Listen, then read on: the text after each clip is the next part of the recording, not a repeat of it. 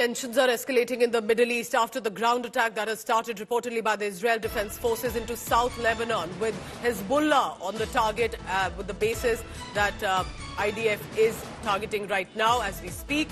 Yemen Houthis have reacted. Remember, Houthis, Hezbollah, Hamas have been charging at Israel all this while. And now Yemen's Houthis say they will also escalate military operations against Israel in response to attacks on Lebanon that has happened, that has been confirmed by the IDF. I want to immediately bring in India Today's managing editor, Gaurav Sawant, who's been reporting on this war, who was also on the ground. Gaurav, how should one see this? Because till now it looked like speculation, rhetoric, what if will happen. Is it finally happening as an escalation? Well, this was always on the cards. Ground operation was imminent, and it started late last night with the Israelis first launching their special forces that jumped behind enemy lines. They were paradropped behind enemy lines. They have complete air supremacy over the skies. They destroyed some of the Hezbollah strongholds, and now they're targeting those border villages.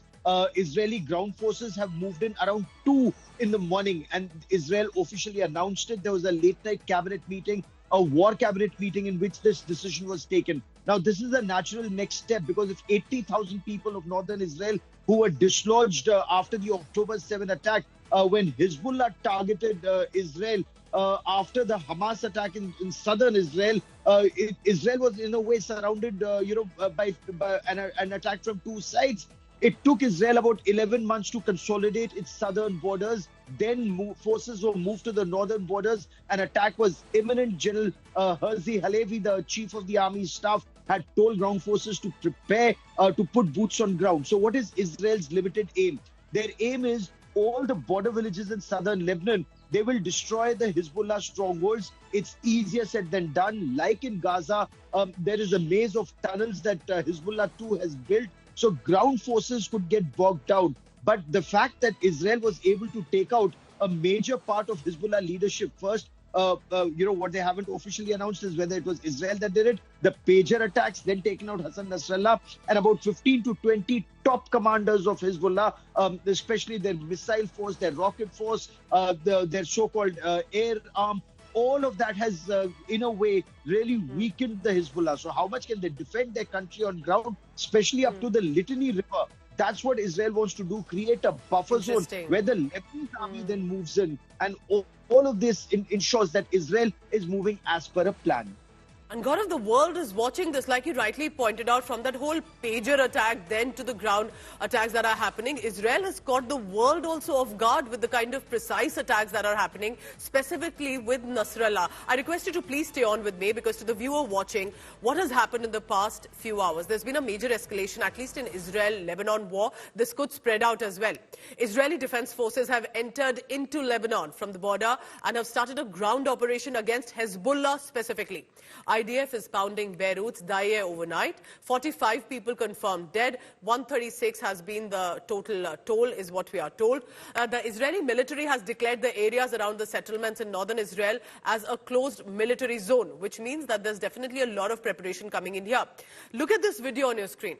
Benjamin Netanyahu put out a video, and he addressed it to the people of Iran, saying that at this point, Israel stands with people of Iran, and therefore together they must unite and fight against the regime of Iran. This is while there have been targeting of Hezbollah in Lebanon and perhaps could escalate too. The world is watching, so is India. Prime Minister Narendra Modi, according to information, has dialed Benjamin Netanyahu and has told him there is no place for terror in the world, and India is committed to restoring peace. US President Joe Biden has called for a ceasefire, asking about the reports that Israel is preparing for a limited ground invasion of Lebanon. So I take this then to Gaurav. Gaurav, do you think that clearly, while there are a lot of countries, including USA and Iran, who are not directly intervening, but the world is watching how this conflict escalates, because that could then develop how other countries would react, whether it's self-defense or criticism coming in either way? Well, criticism is something that Israel is very used to. Intervention, Yes. the only country that may want to intervene would be Iran. And is Iran in a position to do so, given the fact that Iran has moved its supreme commander, Ayatollah Ali Khamenei, to a safer location, and Ismail Haniyeh was killed inside the presidential palace compound in Tehran. So that shows the level of penetration of Israeli intelligence agencies that even the presidential palace of the Iranian president is not safe. So Ayatollah Ali Khamenei, after that incident on the 31st of July, had asked for a swift retaliation. Now it's October, and that retaliation never really came. That big retaliation that was expected. So this gives you the kind of gives you an impression of how strong or weak or hollow the Iranian defense forces are. So if Iranian defense forces are not in a position to directly intervene, they'll only operate through their proxies. The three proxies you mentioned, Hamas, Houthi, and the Hezbollah, plus the Shia militia in Syria and Iraq, and all their responses so far, especially after Hassan Nasrallah was taken out, especially after the top leadership of Hezbollah, which was the strongest of the three proxies, when they haven't been able to do much yet. It has actually emboldened Israel even further. You also have U.S. Forces, additional forces being deployed in the Mediterranean to ensure there is no escalation. But also notice the silence or relative silence of countries like Saudi Arabia, United Arab Emirates, Egypt, Jordan, Interesting, Turkey. yes. Very, very interesting, because now it becomes, in a way, a Shia Sunni issue also.